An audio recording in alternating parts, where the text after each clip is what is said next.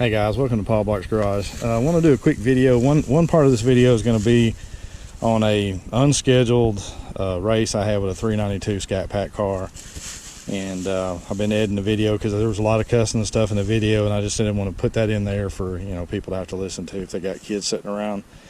And because the races were kind of crazy, but anyway, it was at night. Sorry about the some of the video. You do get to see the car, the 392 car I was racing. Of course, he outruns me, but I held my own for what I got in this car. If you watched any of my videos, you know about what kind of mods I have to this 2013 Dodge Challenger RT. It's the 5.7 liter 345 cubic inch engine, and it just has a muffler delete. Well, actually not a muffler delete, it's got a Super 10 series Flowmaster on it now, but that's just one of the things I've done to it, with no resonators. And it doesn't have a tuner on it anymore. I ended up getting rid of it because I'm going to do probably a dyno tune if I tune it again.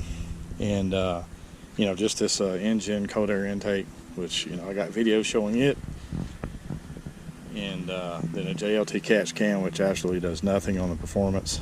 And but the Sportline Eibach springs, once you put these in these cars, a lot of people were asking me if I had problems with them because they were thinking about going with them.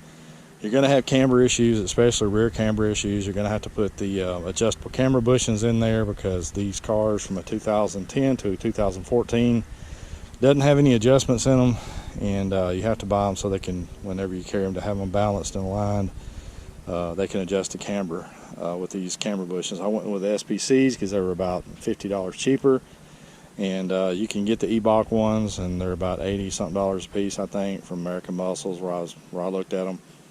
And I was running a 315 tire on the back. It was a 315 35 20. It was a Cosmo Mucho tire. And after about 4 months, every time I'd be going about 60 or 70 miles an hour, I'd hit a bump, and the fender well would come down and hit the side of the sidewall and was tearing it up, and they were like brand new tires. And the only option I had was buy the Eibach Sportline that comes. You can actually buy the kit with the springs and the struts and shocks that come with the kit. They're tuned for the kit, but just the struts and shocks alone are around $600. And then you add another $390 in on the springs, and you're looking $800-900 for that kit. And I just went with the springs because I was just praying that I wouldn't have any issues. And so I had camber issues, and I didn't. I suggest if you change the springs out that same day or weekend, get them adjustable camber bushings and put in them. It'll save you a lot of money because I burnt the tires that were on there. And the only other option I had was to get a roller to roll the fender, which is about $100-something, and then pay a shop that knows what they're doing, so you don't crease this up trying to do it on your own, which I've seen people do, which would be a hell of a lot more expensive to fix. I didn't want to do either one of those options because you're looking at $600 or $700 for that option, and then pulling the springs and everything back out and doing it yourself.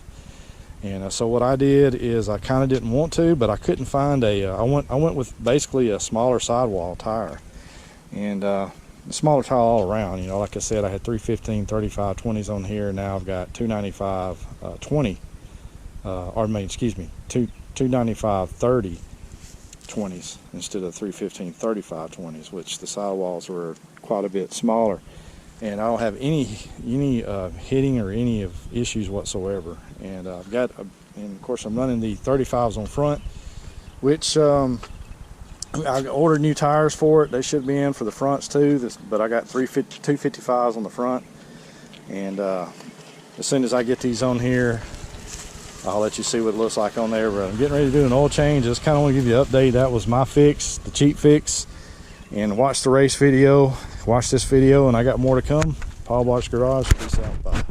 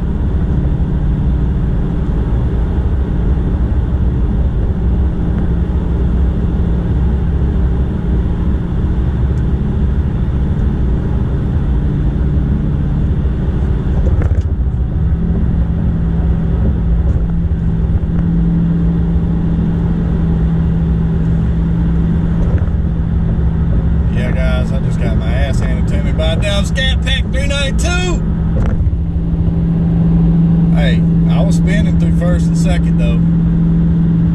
Hell, I couldn't hear mine from his. I would like to run him again though, but damn, on this road right here is too many polices.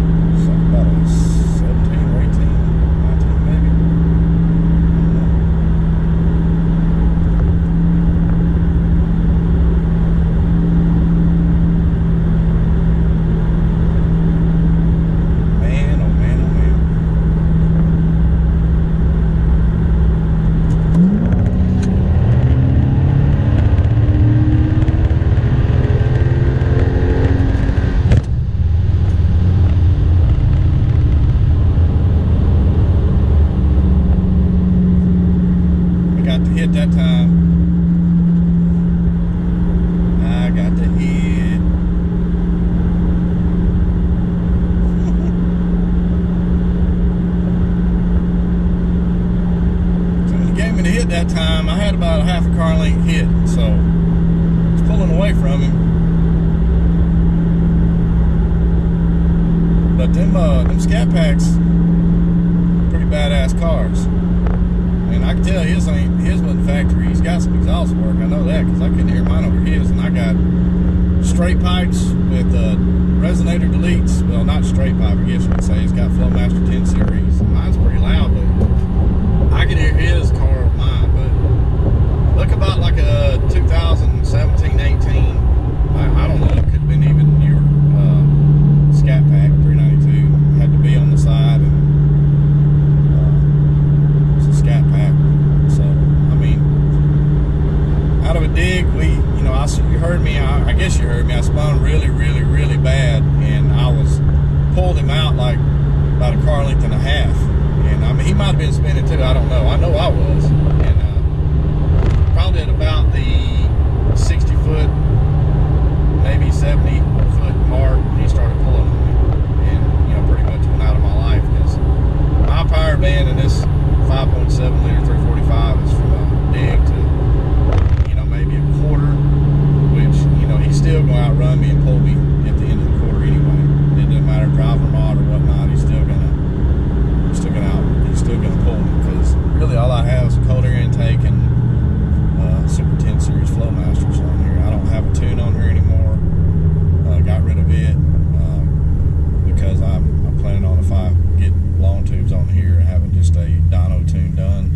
afternoon.